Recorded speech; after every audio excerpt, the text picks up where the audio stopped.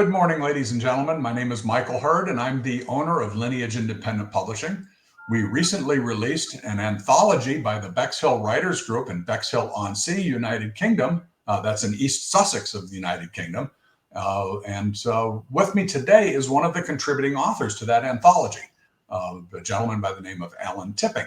And we're going to spend the next few minutes talking to Allan about his work, his background, and a literary award that he received a while back. So, Allan, let's find out a little bit more about your background. Okay, well, I qualified as a teacher in the early 70s, and that was woodwork, metalwork. That got pretty well removed from the school curriculum within a couple of years, so I left teaching. I didn't want to do anything but woodwork or metalwork. And I started living out in the wilds in Lincolnshire in a very remote situation. I've got myself together a small holding, so I could at least produce all my own food and meat and everything else. And I earned my money. Well, I did many things, but most of them were around. I used to make Windsor chairs, so I was doing woodwork, and I've always had an interest in gamekeeping. So inevitably, I slipped into gamekeeping and did most of my work as a gamekeeper until I retired. All right, so let's explain to our American audience what a gamekeeper is. Gamekeeper, we rear pheasants, partridges from day-old chicks. We keep them until they're big enough to release, and then we release them gradually into the wild with the pen setups that we have. So that by the time the shooting season starts, we usually start in about October. All the birds have been out in the wild, in the woods, and the gamekeeper's job basically is to make sure they don't all wander off, don't get eaten, don't get stolen, and then organise the shooting days. Gotcha. So that's what I did. Okay, it actually sounds like fun for somebody that loves being outdoors. I mean, I wouldn't be anywhere else. I've hunted pheasants and partridge in the UK myself when I lived over there many years ago, and it was great fun on the farmlands where we had permission to shoot. And it was loads of fun. So so that background has contributed to your writing. It seems from the stories that I read in the anthology, your background has been a huge factor in that. Let's look at, for example, the Bigfoot story. All right, that one I thought was rather. There was a twist to that, and without spoilers, did your gamekeeping influence that in any way? Only the fact that it was about the wild and the countryside. I don't know very much else. That's about all I can relate to, really. I've never lived in towns. And it was just, I knew a young lad from America called Austin, which was the name of the main character, who's married to a young lady called Peyton, which is the lady in the character. I thought, I know those names, I'll use those. And the story is just what I made up, just fitted it together. Oddly enough, for a person who lives out in the wild in Lincolnshire, I actually adore American football, and I've watched it since the early 70s. So that even came into it a little bit. So that's a strange thing to find. Well, no, the NFL has been playing games over there in London and in Germany as well. So did you get to go to any of the games? I went to quite a few in the early 80s. But unfortunately, they became so popular. They also then became so expensive. Right. And getting to London and watching a game would have been way beyond my pay threshold. So I used to have to wait till 2 or 3 in the morning to watch the Super Bowl. It didn't come on till ever so late. So, it's just something I've done. Okay. All right. So you won an award from the BB Society. I've seen the certificate. It says it was the Sky Gypsy Award. What's a Sky Gypsy? Well, BB, most of his books were about the countryside. He was a massively knowledgeable man. He was also art teacher at Rugby School, which is one of our, private schools over here. Mm-hmm. He basically, between the wars, he was in his element. He was a shooting man, but he noticed everything and he put it all down. He's just massively knowledgeable about how to pass on what he thought, saw, felt, and heard. Sky Gypsy is the name he gave to geese in one of his books for children. Basically because the geese move in the wintertime. So he called them Sky Gypsies. But the award was the Bill Humphrey Literary Award, and it was administered by the BB Society. Now, Bill Humphreys is a naturalist in this country. He's a poet, a writer, and BB and him were very good friends. So that's the award they put out every couple of years. They have a competition. Okay. And what did you have to do to compete? Well, the brief was, what brought you to the works of BB? Was it read to you by someone? Were you inspired by his writing? Tell us your personal journey in BB's world. Well, it just rolled away. Because most of the places I've been in my life, he's been. Most of the things I've done in my life, he's done. Although he was, 50 years before me, he still did these things. So I just kept it to 1,000 words, which was the length they wanted, and wrote something and sent it off. Thought nothing of it. Never won anything in my life. So, and then I got a phone call to say that I was the joint winner, and the other winner was in Australia. Oh, wow. So that came as a shock. I used to do articles on the countryside for our local county paper, county magazine, and local papers and all sorts of things I used to do writing for. And I got into it again in the early 80s because I knew this editor who was a group editor for all the papers in our area in Lincolnshire. And he wanted me to write some stories. And I said, well, writing's not necessarily my forte. He said, I don't want your forte. He said, I want your knowledge. I want the story. And he said, I'm an editor. I'll sort it out. And my first ones were actually handwritten. It came as a hell of a shock when you had to actually submit things digitally. That took some vexing, I tell you, to get me to sort out how to do it. I left some people in tears trying to explain to me how to use these things. But I suppose I've sold about 150 articles in my time. And at the moment, I'm writing a book. Okay. So we'll see what that one does. That's a different sort of thing for me as well.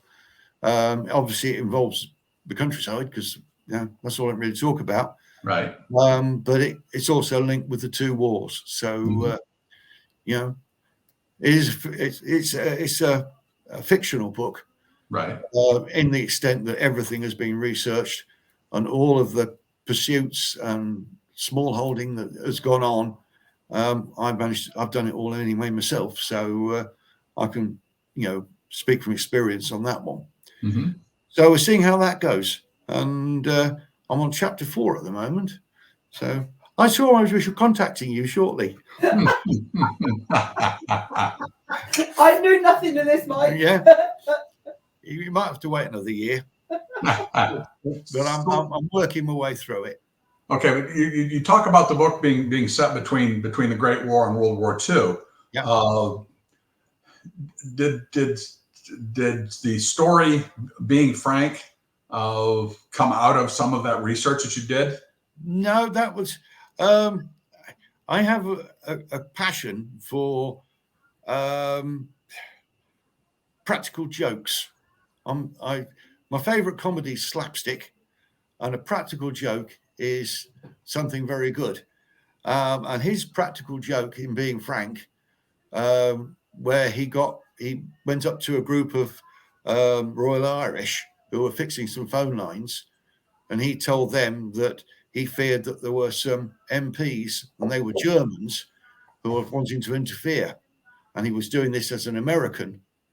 And then he went to the military police and said there's a bunch of Germans dressed up as the Royal Irish, and then stood back and waited for the ensuing punch-up. Well, that when I was at college, we did that sort of practical joke on our neighbouring college, and we told the police that there was a whole load of students pretending to dig up the road for Rag Week, which is a charity week, and then we went to the builders who were digging up the road and told them there's a load of students coming dressed up as policemen. So and that amused me. When that one quietened down, we welded up the gates leading into their college. So that just it's just a thing I remembered. So I sort of flicked a story around it as well. It was a very interesting story, and it had a definite twist at the end. And all four of your stories seem to have that component to them, where there was something that was unexpected in the last couple of paragraphs of the stories. Yeah, well, this old editor I used to know, poor chap died quite young, unfortunately, but he said start with a bang and end with a twist. Okay. So I remember I had to write some stories for a gardening magazine, and I opened up one of them saying, there's little more vexing to a gardener than walking down your path in the morning and finding a car upside down on your vegetable patch. And then the story developed from that one. So yeah. Also, I write, but I find reading a bit taxing at times. I didn't start reading till quite late in my life, and I like a story that starts up fairly quickly. We have in this country a character called Biggles. I don't know if you've ever heard of him, but he was a pilot in the First World War. It's all fictional stuff, right. And it was a boy's own ripping yarn. And the story started about 3 lines in. I mean, to attract young people to keep reading, the story starts bang. So I like to start fairly quickly. Otherwise, I get lost. Mm-hmm. All right, well, let me bring something up here. Let's see. So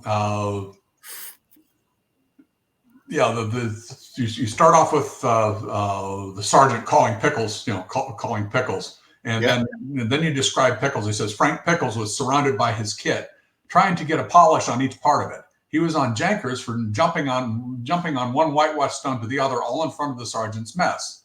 It could have been the chair held in one hand with a vase of flowers on it, or the fact that he had his cap on the ground, hoping for a tip that upset the sergeant. So, I mean, stuff like that just gets my attention, and I was chuckling by the time I sat down and tried to visualize what was going on. He was basically trying to entertain the sergeants. Well, he entertain and wind up, because some people don't fit in, and I've always been in that position. I find it very hard fitting in any particular group, and he was thrust into the army and he just didn't fit. So he spent a lot of his time, showing off and winding people up. But also he was quite clever. Some of his ruses were quite well thought out, but he had this ability to imitate people's voices, which is how he ended up. Because there was Montgomery in the last war did have doubles, so that he could then go off and go to meetings, and the Germans didn't know it. So that's how he ended up as Monty's double. Okay. So, most of these things have got an element somewhere in them that's actually happened that stimulates my mind, and the story sort of goes leading up to or leading from that. Mm-hmm. The Bigfoot one, I was watching this very strange, because you've got some very strange people in America, yeah, to say the least. And you've got this difference between, you have your police officers who are making a report, and then some fairly fringe people making a report of all the sightings of Bigfoot. It can't all be nonsense. It can't all be make-believe. It can't all be people in costumes. There's got to be some semblance there, because your native people, that's where the name Sasquatch came from. Mm-hmm. I was watching this documentary on it, for want of a thing to do, and it quite caught my attention. You've got to bear in mind, you see, in America, you've got things that will bite you, that will kill you. I mean, all we have in this country, they make you itch. Yeah. We don't have anything poisonous or dangerous here. Even our weather's tame. Just nettles. Just nettles. Pardon? Just nettles. They don't hurt. No. Midges are worse than nettles. No. I mean, we do have one poisonous snake called an adder. But, I mean, you've got to be on death's door before it bites you if you've got a problem. As long as you're fairly fit and able, it's just irritating. So, no, we're very lucky. I mean, obviously, no things, there is no, because you call them cryptids over there, don't you? These sorts of creatures that don't quite fit into modern biology that people keep seeing. That's a term I've not heard before, but I'll take your word for it. But we don't have anything like that. Oh, I've got to make a move very shortly, because unfortunately my car blew up today, so I've managed to scrounge a lift to get in. So I can't talk for very much longer. Okay. Oh, we can wrap this up if you want. If you wouldn't mind, I'll leave this. Here's the information on the award thing. I'll leave that with Matt, so that if you need anything from that, then she can contact you. Share that information. All right. Yeah, I wish we had more time to keep talking, Alan, because this has been very interesting. I wish we could. I mean, it's lovely, but unfortunately, my son-in-law's picking me up just before he goes on the school run. Right. So I can't leave the kids hanging around outside school. So I understand. I've got to make a move. I understand. So, it'll be lovely to chat to you again. Hopefully, when I've got my book finished. All right. Well, we'll go ahead and wrap this up. So with me today has been Allan Tipping, one of the contributing authors to Pebbles on the Beach by the Bexhill Writers Group in Bexhill-on-Sea, East Sussex, United Kingdom. My name is Michael Hurd. I'm the owner of Lineage Independent Publishing, and we thank you for joining us. Thank you very much. And I'm the good-looking one in the group, by the way. Always a comedian, huh? Yeah, that's it. Leave them laughing. All right. Thank you very much indeed. All right. You're welcome, Ellen. Have a good afternoon. And you.